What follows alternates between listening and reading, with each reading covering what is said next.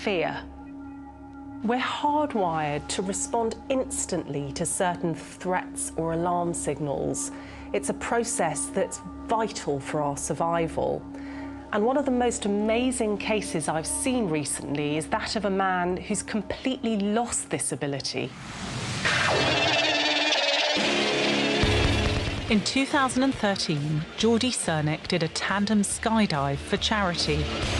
He'd never jumped from a plane before. And we get to the point where they get you to dangle your legs outside the plane. Of course, you can feel the wind and you can feel all the noise. For most of us, this would be one of the most terrifying moments of our life. But not Jordy. I didn't feel a thing. There was no reaction. I'm Jordy and I don't feel fear. But Jordy wasn't born this way. His journey to fearlessness began in the late 1990s when his body began to change. I was quite a slim, physical guy. I had done stuff in the army and I was quite healthy. I started putting on quite a bit of weight. And I did lots of diets. I did all the fab diets that you could think of. I trained up to 6-7 times a week. And nothing was shifting this fat that I was gaining and gaining. Jordy was eventually referred to a specialist and diagnosed with a rare condition called Cushing's syndrome. It makes you fat, it makes you high blood pressure, it makes you sweat, and it's very dangerous. It's the high blood pressure side that's so dangerous and can kill you. Cushing's syndrome is caused by abnormally high levels of cortisol, a hormone we produce in response to stress. It can affect our appetite and our blood sugar, and this is what had affected Jordy's weight. Cortisol is produced by the combined action of the pituitary gland in the base of the brain and the adrenal glands just above the kidneys. The only possible treatment was an operation. They decided to completely remove my adrenals. Now that meant they had to open up my left side of my body and just take the adrenals out that way. After the procedure, Jordy returned to his normal weight. But he soon noticed something else was missing. We decided to go just away for a couple of days on a family holiday, and we ended up in a theme park. And I remember going up, and it was getting higher and higher and higher, and I was just thinking, well, it's going to kick in. I'm going to just get ready for it. And it dropped. And I felt nothing. All I felt was the movement.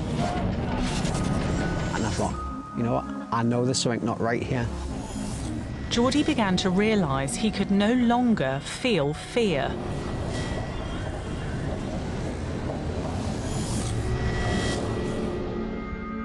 Normally, the sensation of fear is caused by a combination of hormones produced in our bodies by particular glands. Now, these are the kidneys here, and sitting on top of them, the adrenal glands. And in response to a situation of threat, these glands produce hormones like cortisol and adrenaline, which quickly enter the bloodstream. This increases the heart rate, and at the same time, it floods the blood and the muscles with energy and nutrients, as well as shutting down the less important processes, all of which puts us in the best possible position to either escape danger or rise up to meet the threat of it. It's one of the oldest emotional responses to the world around us. But Jordy had had these glands removed to treat his Cushing's syndrome, and as a result, he could no longer produce adrenaline. For scientists, Jordy presents a rare opportunity to understand how fear works. Now, it's long been known that adrenaline plays a key part in how our bodies respond to danger, but without the glands that produce it, is there anything left of our sense of fear at all? Dr. Sarah Garfinkel is a cognitive neuroscientist from the University of Sussex. She's going to set up an experiment that's never been tried before to test exactly how Jordy's body responds to a situation that would ignite fear in most of us. This is the National Lift Tower in Northampton. It's 127 metres tall, and Jordy is going to abseil down it. But now what I want to do is put these bands on you. As he descends, Jordy will wear these bands to measure what's known as skin conductance. These are going to stay on you as you abseil down. When we feel fear, moisture levels in our skin increase by tiny amounts. And this makes it a better conductor of electricity.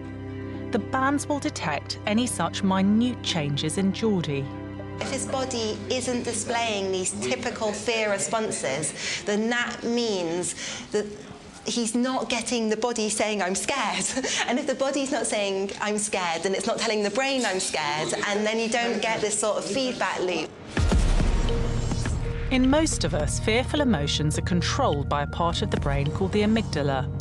When we face a threat or danger, it signals different parts of the brain and body to spring into action, triggering a cascade of responses in the hormone and nervous systems.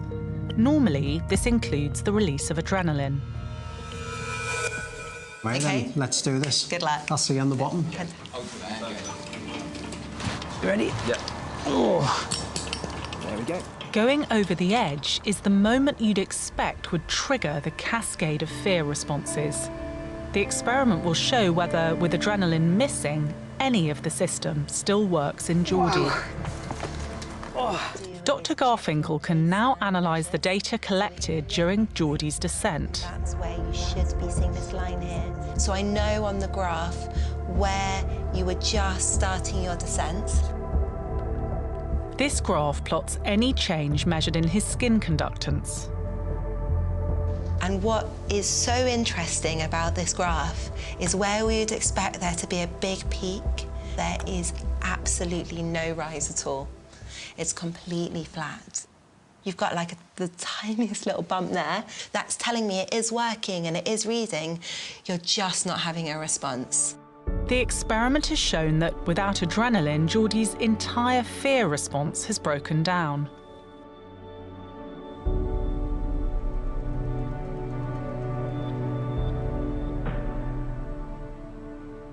But what's most interesting about Jordy is that he can still perceive risk and keep himself safe. And this is because he still has a vital part of the fear response system in place, the amygdala in the brain. This tells him when a situation is dangerous. He knows he should be scared, he just doesn't feel scared. So I'm going to attach this to your finger. For Sarah, Jordy's rare ability to perceive fear but not feel it is an opportunity to understand other medical conditions where fear becomes debilitating, like anxiety. Jordy doesn't have the subjective feeling of fear, and his body is also not showing a fear response. And we can take that based on Jordy and apply it to people with anxiety who have too much fear to try and understand more how novel treatments can potentially be used to treat people with anxiety. All the stuff that's gone wrong, why not think, you know what? I've been able to help somebody who such anxieties that they can't go out the house. Wow. It would be great to think I've been able to help somebody. Jordy's case reveals just how much we depend on that fundamental emotion.